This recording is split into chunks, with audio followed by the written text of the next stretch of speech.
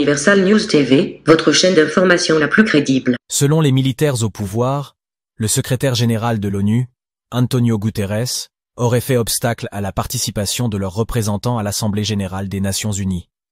La tension monte d'un cran entre le Niger et la communauté internationale. Le régime militaire, issu d'un coup d'État, a dénoncé vendredi 22 septembre les agissements perfides du chef de l'ONU et a accusé la France de complicité dans cette prise de décision. Le Conseil national pour la sauvegarde de la patrie et le gouvernement de la République du Niger ont donc pris à témoin la communauté nationale et internationale quant aux agissements perfides du secrétaire général de l'ONU, Antonio Guterres, selon le communiqué lu à la télévision publique nigérienne dont voici la teneur. Suivons. Le Conseil national pour la sauvegarde de la patrie, CNSP, et le gouvernement de la République du Niger prennent à témoin la communauté nationale et internationale quant aux agissements perfides du secrétaire général de l'Organisation des Nations Unies, Antonio Guterres, qui sont de nature à saper tout effort de sortie de crise de notre pays, le Niger.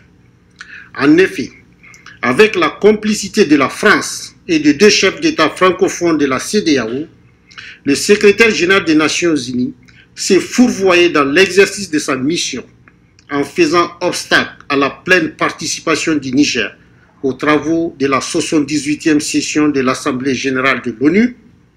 C'est ainsi qu'en violation de la Charte des Nations Unies, en particulier les règles statutaires d'accréditation d'un représentant permanent auprès des Nations Unies et celles régissant la tenue de session de l'Assemblée générale de l'ONU, M. Guterres a non seulement refusé de prendre acte de la liste officielle des délégués de la République du Niger à la 78e session de l'Assemblée générale, mais surtout a accédé à la demande fantaisiste de l'ex-ministre des Affaires étrangères, Hassoumi Massaoudou, tendant à révoquer le représentant permanent du Niger auprès des Nations Unies.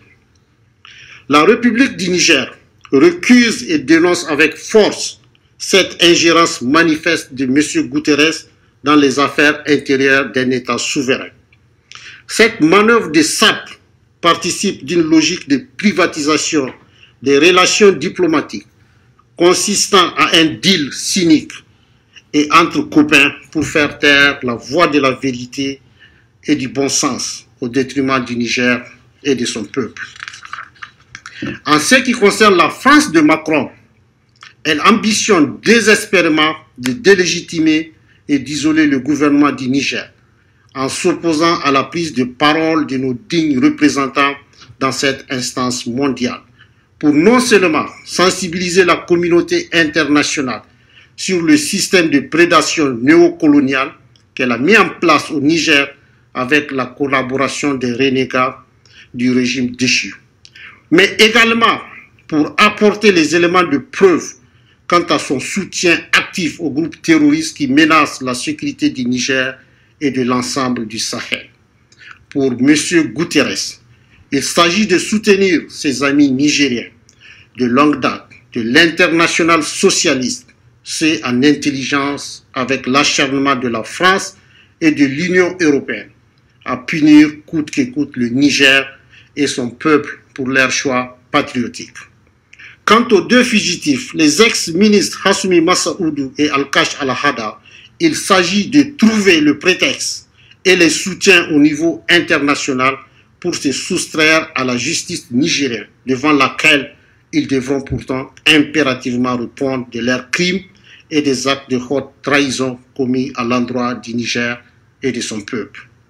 En tout état de cause, le CNSP et le gouvernement, forts du soutien indéfectible du peuple souverain, tiennent à rassurer les Nigériens de leur ferme détermination à défendre résolument les intérêts vitaux du Niger.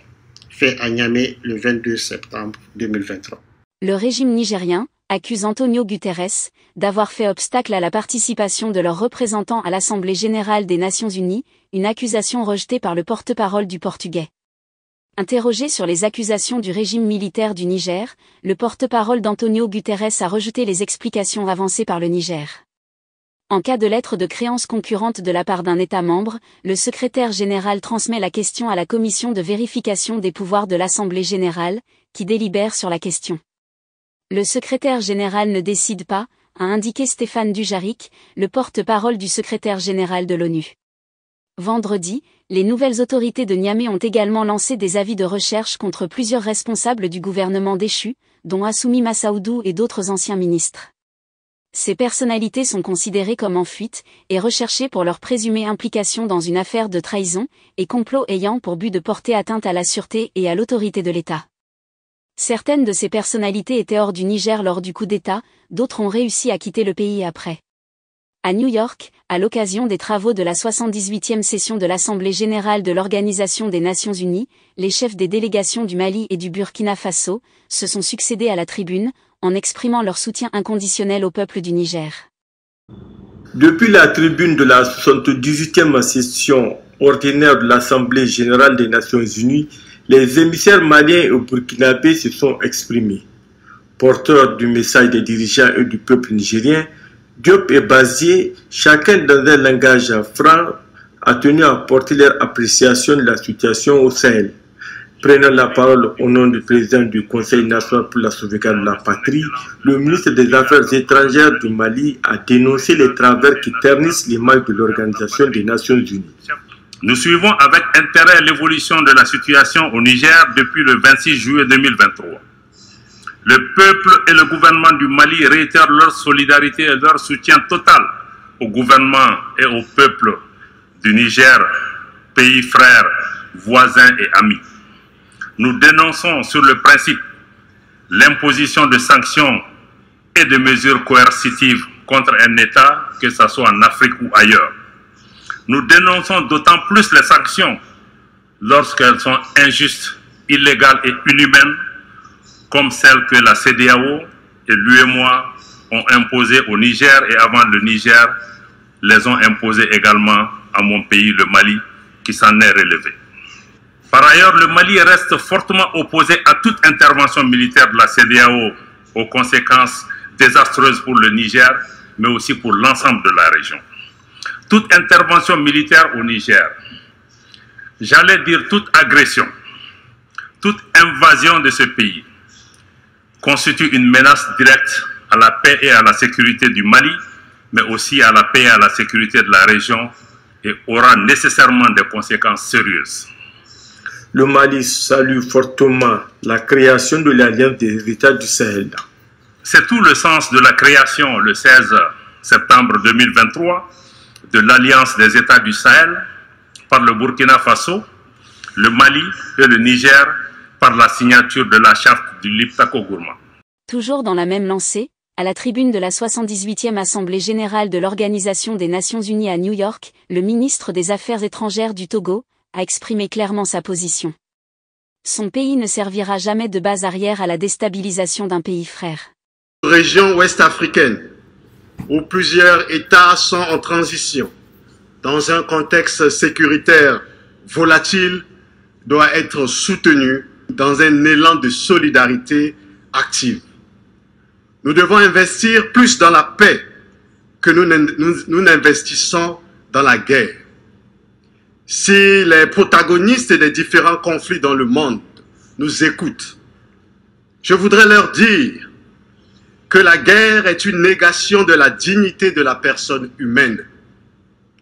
Emmanuel Kant, ce grand philosophe des Lumières, disait « Si les décideurs de la guerre pouvaient envoyer leurs propres enfants au front, jamais il y aurait la guerre. » Le Togo est un pays de paix et le Togo s'oppose à la guerre, quelles que soient les raisons.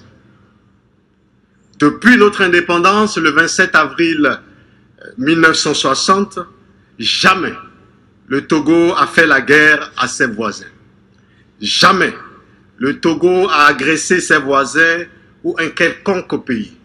Jamais le Togo a servi de base arrière pour une quelconque agression contre un pays frère.